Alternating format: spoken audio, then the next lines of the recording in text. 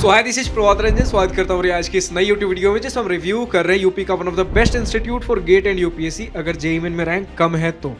हम बात कर रहे हैं IERT Prayagraj, institute of engineering and rural technology. Obviously Prayagraj Uttar Pradesh में स्थित एक गवर्नमेंट इंस्टीट्यूट है, स्थापना हुई थी 1955 में। एंड बात कर ले एनआरएफ रैंकिंग की तो 2025 में किसी भी प्रकार का कोई एनआरएफ इंजीनियरिंग रैंकिंग प्राप्त नहीं है। आज के इस वीडियो में placements, admission process, cut off, fee structure, college और लाइफ के साथ और बहुत सी चीजें कवर करेंगे।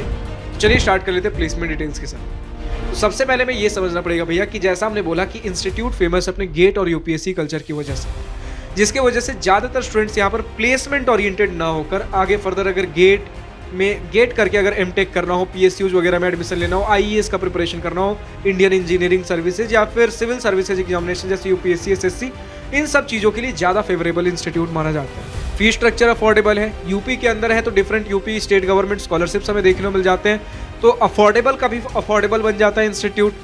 कट ऑफ बहुत पीछे रैंक तक आपको देखने को मिल जाता है। एंड अगर प्लेसमेंट्स वगैरह चाहिए हो देन इंडस्ट्री के जो आपके डिमांड्स हैं उनके हिसाब से खासकर कोर सेक्टर में आपको फैकल्टी भी बढ़िया देखने को मिल जाता है। तो फिर भी अगर कुछ स्टूडेंट्स को प्लेसमेंट लेने का मन हो तो ऑन कैंपस प्लेसमेंट जो कुछ इस प्रकार है भैया कि कोर वगैरह सेक्टर में 3.5 LPA का एवरेज पैकेज एंड कुछ ब्रांचेस में 5 LPA तक एवरेज पैकेज कंप्यूटर साइंस जैसे ब्रांचेस में चला गया। हाईएस्ट पैकेज कुछ 24 LPA के आसपास का कंप्यूटर साइंस इंजीनियरिंग बता रहे हैं स्टूडेंट्स, और कोर ब्रांचेस में 12 LPA के आसपास का हाईएस्ट पैकेज। कुछ ऑफ कैंपस पैकेज 45 LPA तक का स्टूडेंट्स ने बताया है। प्लेसमेंट परसेंटेज ज़्यादा कुछ खास हमें पता चला नहीं है एंड स्टूडेंट्स का कहना है भैया बहुत ज़्यादा स्टूडेंट्स प्लेसमेंट के लिए बैठते भी नहीं है। अगर आप पैकेज देखो तो 3.5-5 LPA का एवरेज पैकेज है, तो स्टूडेंट्स का यही है कि जो प्लेसमेंट ओरिएंटेड होते हैं ऑफ कैंपस ट्राई कर लेते हैं एंड कोर सेक्टर में आपका जो भी फैकल्टी हो गए, जिस तरीके के आपके मतलब ओवरऑल एकेडमिक कल्चर है, स्टूडेंट्स बताते हैं बढ़िया है। तो कोर के लिए अगर आप ऑफ कैंपस वगैरह प्रिपेयर कर रहे हो, इंस्टीट्यूट आपको बढ़िया देखने को मिलता है। ऑफ कैंपस वैसे प्रिपेयर कर रहे हो कोर के लिए तो है ही है। और अगर बात कर ले भैया हमारे कंप्यूटर साइंस इंजीनियरिंग जैसे ब्रांचेस, तो इनके लिए ऑनलाइन बहुत सारे रिसोर्सेज अवेलेबल रहते हैं। आज के डेट में तो फ्री रिसोर्सेज भी बहुत अवेलेबल हैं।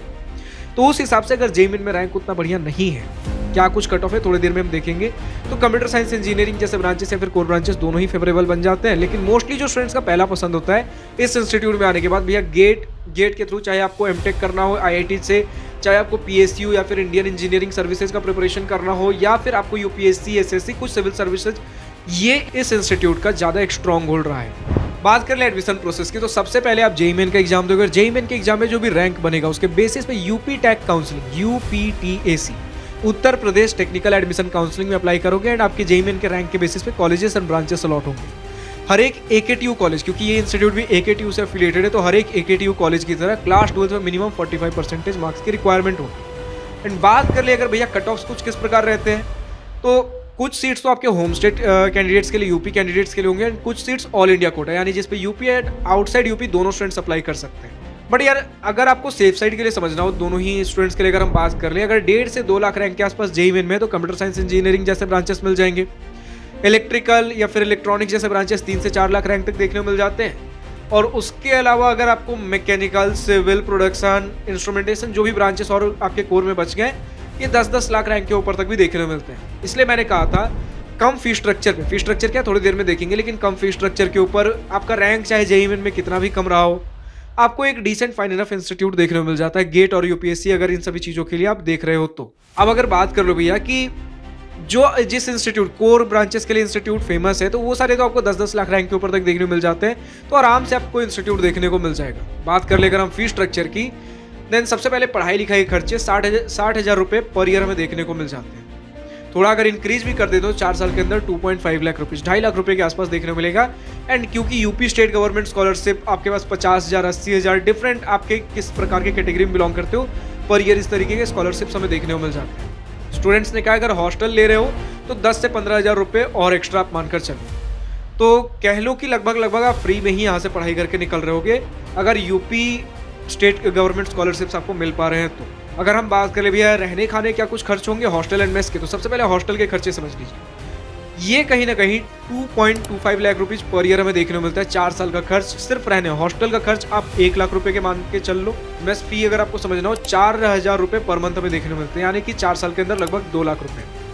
तो रहने खाने मिलाकर भैया 3 लाख रुपए हो गए और 2.5 लाख रुपीज़ आपके पढ़ाई का हो गया।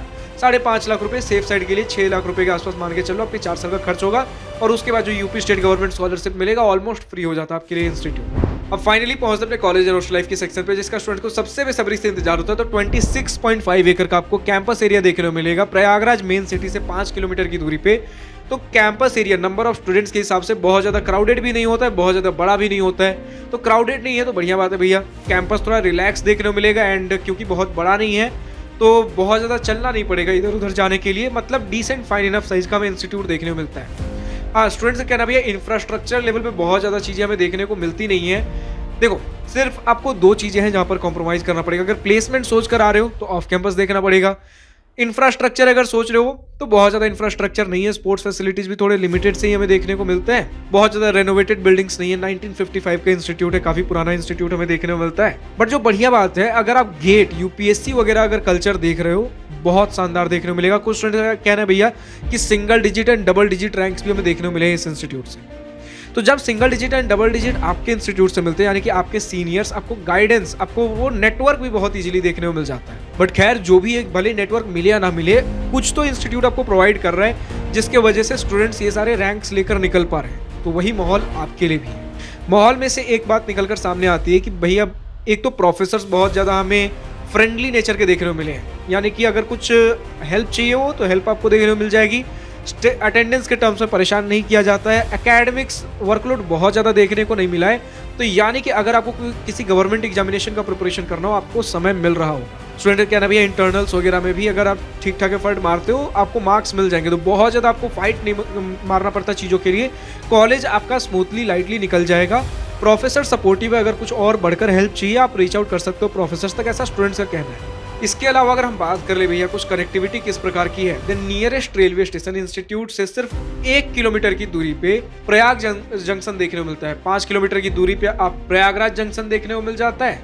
नियरेस्ट एयरपोर्ट प्रयागराज एयरपोर्ट देखने को मिलता है 10 से 12 किलोमीटर की दूरी पे, जो कि 25 से 30 मिनट बाई टैक्सी आपको देखने को मिल जाता है। जैसा हमने बोला भैया, 5 किलोमीटर की दूरी पे आपका सिटी है। मार्केट वगैरह अगर आपको बड़ा मार्केट विजिट करना हो, बहुत पास में अवेलेबल है, मतलब सिटी से वेल कनेक्टेड है। आपको ऐसा कभी फील नहीं होगा कि हम बहुत आउटस्कर्ट्स वगैरह में रह रहे हैं। कनेक्टिविटी बढ़िया आपको देखने को मिलती है। सीनियर सपोर्टिव बताए गए। अब बहुत बड़े लेवल पर आपके इवेंट्स वगैरह नहीं होते, लेकिन कुछ ना कुछ इवेंट्स वगैरह होते हैं। टेक्निकल सोसाइटीज, क्लब्स वगैरह बहुत ज़्यादा नहीं है, थोड़ा बहुत आपको कॉलेज कल्चर देखने को मिलेगा। आपको बिल्डिंग्स वगैरह थोड़े छोटे ही, थोड़ा एक स्कूल लाइफ थोड़ा ज़्यादा फील होगा, बट रेस्ट्रिक्शंस बहुत कम होंगे। आपका ड्रेस कोड देखने को मिलेगा। फर्स्ट ईयर में थोड़ा स्ट्रिक्ट ड्रेस कोड, उसके बाद थोड़ा लाइट हो जाता है, लेकिन स्टिल ड्रेस कोड है। हॉस्टल अगर आपको मिल रहे हो देन फर्स्ट ईयर के अंदर 3 सीटर रूम्स बताए गए, उसके बाद 2 सीटर रूम, ऐसे धीरे धीरे करते करते 4th ईयर तक स्टूडेंट्स बताया भैया सिंगल सीटर रूम्स हमें देखने को मिल जाता है। बट फर्स्ट ईयर में एंड शुरू के कुछ साल में आप शेयरिंग बेसिस पे रह रहे होगे।